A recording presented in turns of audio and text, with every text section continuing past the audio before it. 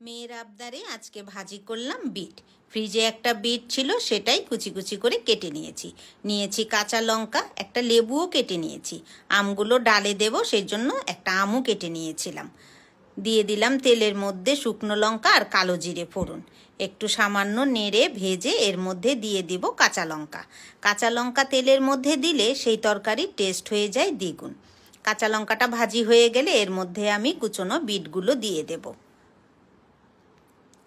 দেব নুন আর একটু হলুদ। এই দিয়েই আমি বিটটা ভাজি করব।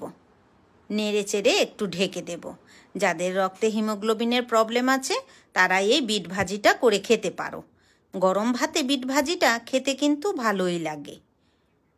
আমি মাঝে মাঝেই নেড়ে দিয়েছি আর ঢেকে দিয়েছি। বিটটা ভাজি করতে একটু সময় লাগে, সেদ্ধ হতে একটু সময় নেয়।